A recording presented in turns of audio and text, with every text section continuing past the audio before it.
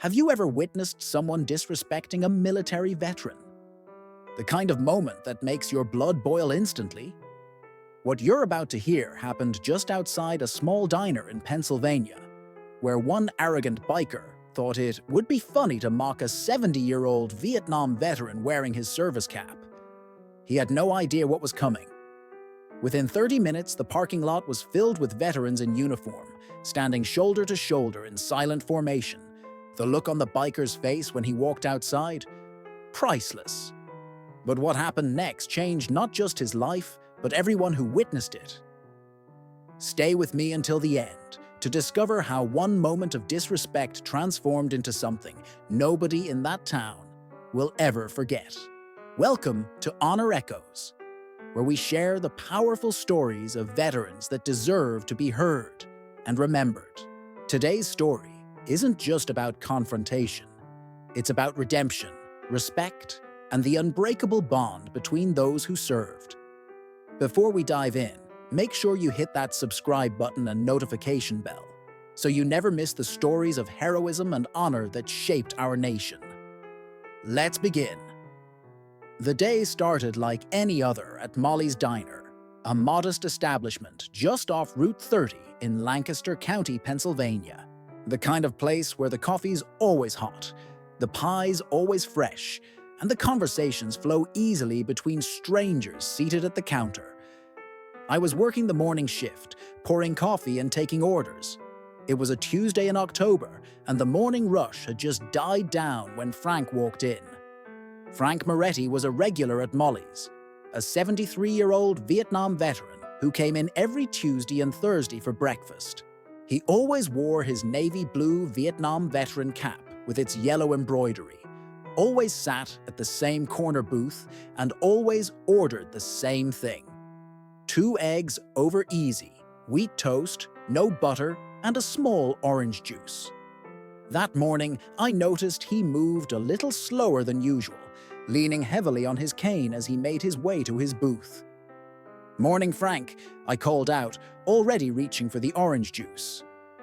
"The usual?" He nodded, settling into his seat with a slight grimace. Later, I'd learn his arthritis was acting up.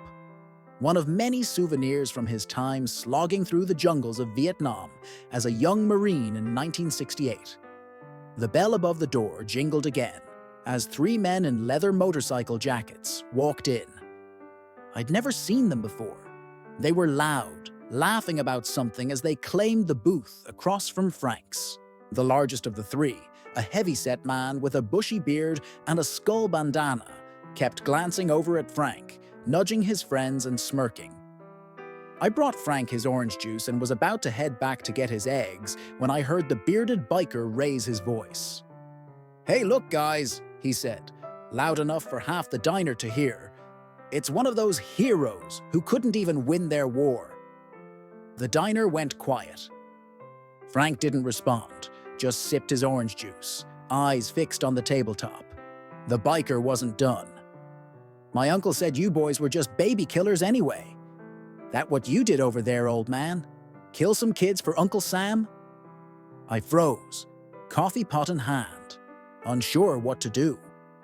Frank still hadn't looked up, but I could see his weathered hands trembling slightly around his glass. Mrs. Holloway, a silver-haired woman in her 80s who'd been coming to Molly's since before I was born, spoke up from 2 booths down.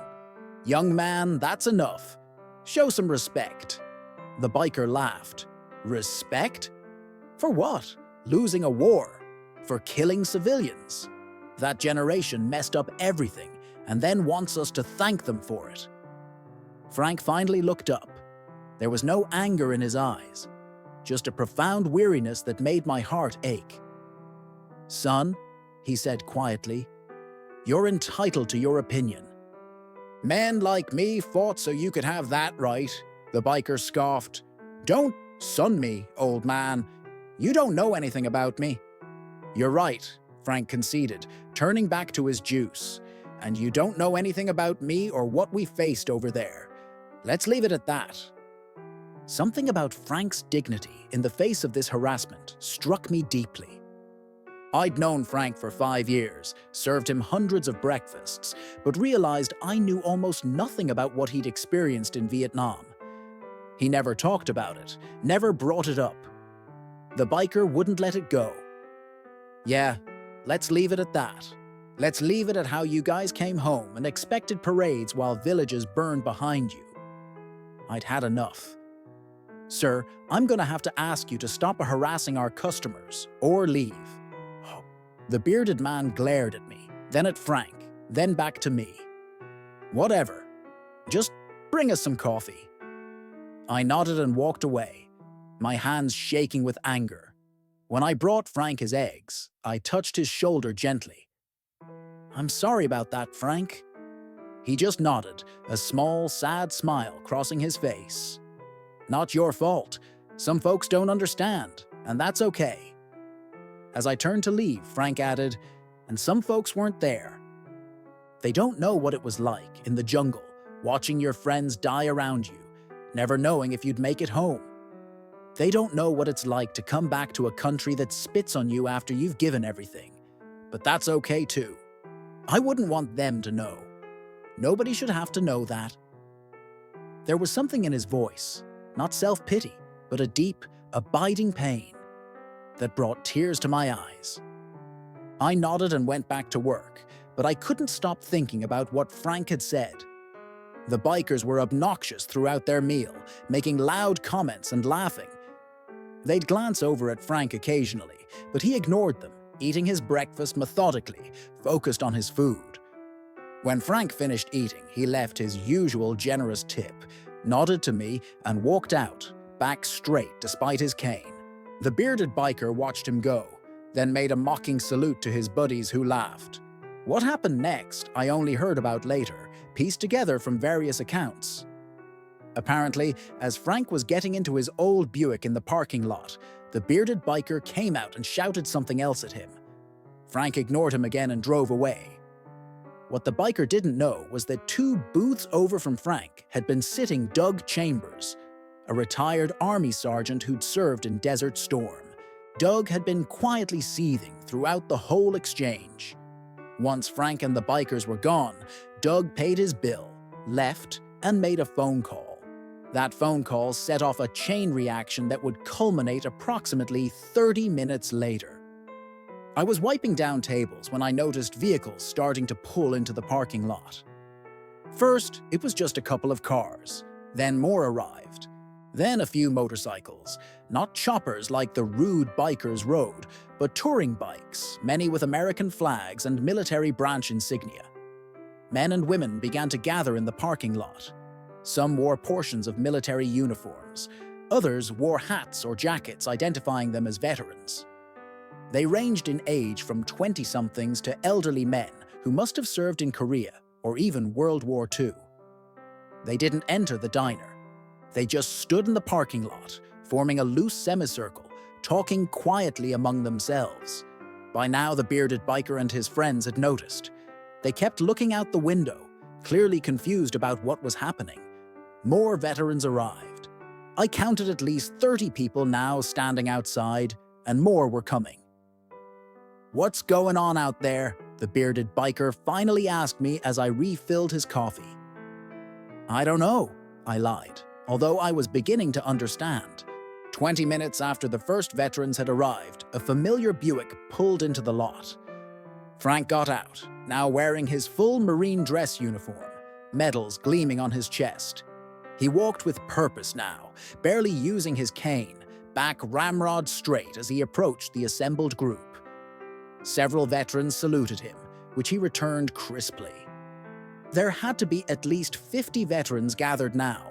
Word spreads fast in a military community, and we were less than 20 miles from a large VA hospital and retirement community.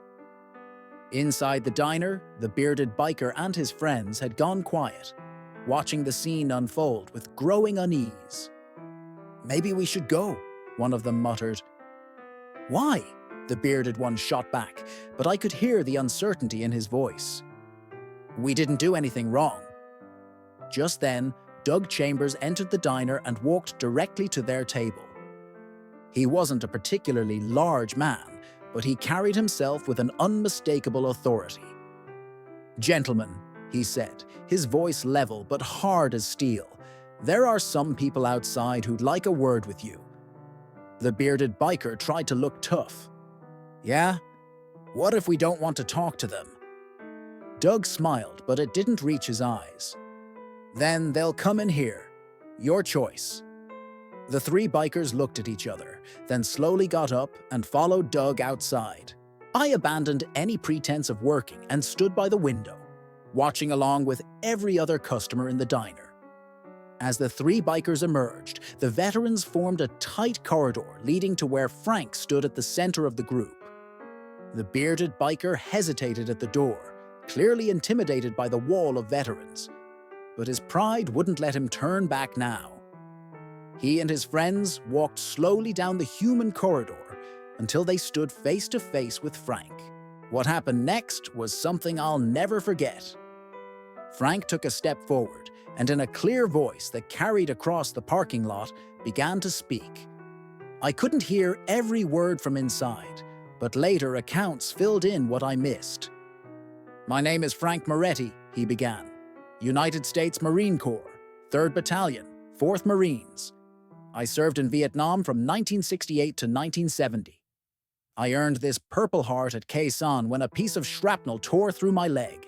I still have metal in there, which is why I walk with this cane." Frank gestured to the assembled veterans around him. Every person standing here has a similar story. Different wars, different battles. But we all answered when our country called. We didn't all agree with the politics. Most of us didn't want to go, but we went. The bearded biker was looking at the ground now, his earlier bravado evaporating. "I didn't come back to a parade," Frank continued. "I came back to people calling me baby killer, spitting on my uniform. I came back to nightmares that still wake me up 50 years later. I came back without 19 friends from my unit who never got to come home at all." Frank's voice grew softer, and everyone leaned in to hear him. "You have the right to your opinions, son. You have the right to think whatever you want about me, about the war, about all of it. But those rights, they were paid for with blood. Mine. Theirs. Moo!" He gestured to the veterans around him.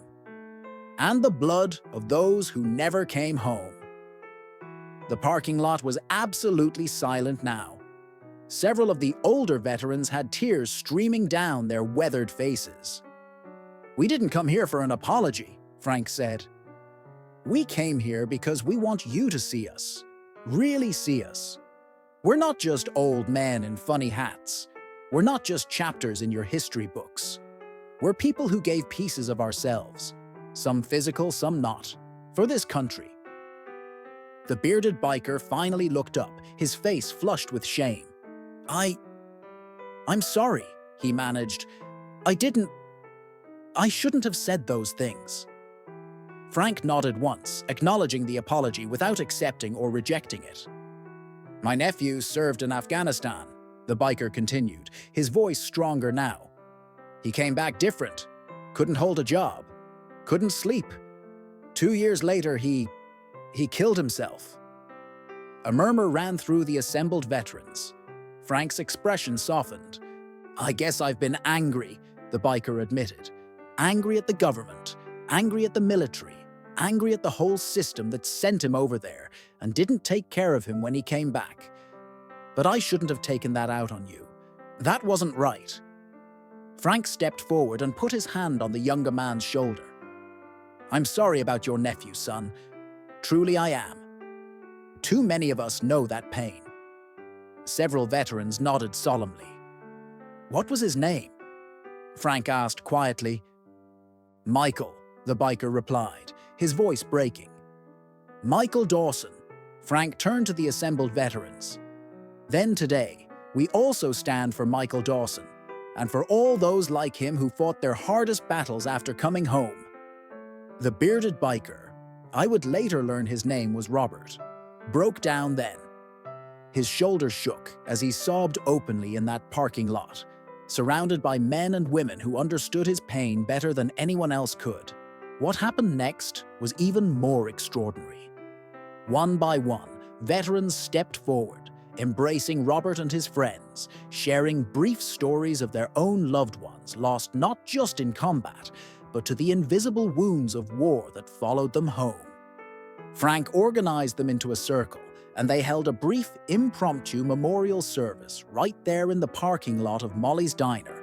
They spoke the names of the fallen, from Vietnam, from Desert Storm, from Iraq and Afghanistan, and from the quiet battles fought back home.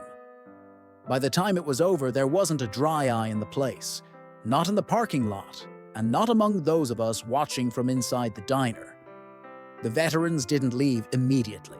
They lingered, talking in small groups, exchanging phone numbers and information about support services. Robert and Frank sat on a bench outside the diner for nearly an hour, deep in conversation. I couldn't hear what they were saying, but I could see Frank occasionally placing a reassuring hand on Robert's shoulder, could see Robert nodding and sometimes wiping at his eyes. Eventually, the gathering began to disperse. Veterans returned to their vehicles, many stopping to shake Frank's hand or embrace him before they left. Robert and his friends were among the last to go. Before they left, Robert removed his skull bandana and handed it to Frank, who accepted it with a nod. As Frank made his way back to his Buick, I ran outside to catch him. "Frank!" I called. "Wait!" He turned, his eyes tired but peaceful. "That was..." I struggled to find the right words. "Thank you for showing us all what it really means to serve." Frank smiled, a genuine smile that reached his eyes this time. "It's not about the uniform or the medals or even the service itself," he said. "It's about how we treat each other afterward. That's the true measure of what we're fighting for." I watched him drive away, his words echoing in my mind. The story could have ended there, and it would have been powerful enough. But there's an epilogue that makes it even more remarkable. The following Tuesday, Frank came in for his usual breakfast. But he wasn't alone. Robert was with him, dressed not in his leather biker jacket, but in a simple button-down shirt. They sat together in Frank's usual booth, talking like old friends. Over the next few months, this became a regular occurrence. Every Tuesday, Frank and Robert would have breakfast together. Sometimes they'd be joined by other veterans who'd been present that day. Sometimes Robert would bring other bikers from his club. 6 months later, they organized the first annual Veterans and Bikers Unity Ride, raising money for suicide prevention programs specifically tailored to veterans. More than 300 motorcycles participated, many ridden by veterans, others by bikers who'd never served but came to show support. Frank rode on the back of Robert's motorcycle, his Vietnam veteran cap secured firmly on his head, Robert proudly wearing a new bandana, this one bearing the insignia of the Marine Corps in honor of Frank. That ride has grown every year since. Last year, over 1,000 bikers participated, raising more than $200,000 for veteran support services. They've helped fund service dog programs for veterans with PTSD, housing initiatives for homeless veterans, and specialized mental health services. All of this grew from one moment of disrespect that could have ended very differently. It could have escalated into violence. It could have reinforced the bikers' negative views of veterans. It could have left Frank feeling even more isolated and misunderstood. Instead, it became a bridge of understanding. It became a moment of education rather than confrontation. It became a catalyst for healing, not just for Robert and his grief over his nephew, but for many veterans who found a new avenue to serve their comrades, still fighting battles long after returning home. Frank still comes to Molly's every Tuesday and Thursday for breakfast. He still orders the same thing: 2 eggs over easy, wheat toast, no butter, and a small orange juice. He still wears his Vietnam veteran cap. But now, more often than not, he's not alone. His booth is frequently filled with a mix of veterans and bikers, young and old, sharing stories, offering support, and proving that understanding can grow in the most unexpected places. And sometimes, When he thinks no one is watching, I see Frank touch the skull bandana he keeps in his pocket, a reminder that even the deepest divides can be bridged with compassion and the courage to truly see one another. As for me, I've learned to look more carefully at the people I serve coffee to every day. Behind every veteran's cap, behind every biker's leather jacket, behind every business suit and every pair of scrubs, there are stories we may never know unless we take the time to listen. There are battles being fought that leave no visible scars. There are victories being won that will never make headlines. But sometimes, if we're lucky, we get to witness moments of true courage and connection. Not on a battlefield, but in a simple diner parking lot on an ordinary Tuesday morning in October. Veterans like Frank remind us that true strength isn't found in aggression or disrespect, but in dignity, understanding, and forgiveness. And sometimes, the most powerful form of respect isn't demanded. It's earned through actions that bridge divides and heal wounds. If this story moved you, remember there are veterans in your community with stories that deserve to be heard. They don't all wear their service on their sleeves or their hats, but they're all around us. Before you go, hit that subscribe button and join our Honor Echoes family. Every week, we share stories that remind us of the courage, sacrifice, and humanity of those who served. Your subscription helps these stories reach more people and ensures that the echoes of honor continue to resonate. Until next time, remember that behind every veteran is a story worth knowing and a person worth honoring, not just on Veterans Day, but every day. Thank you for watching, and I'll see you in our next video.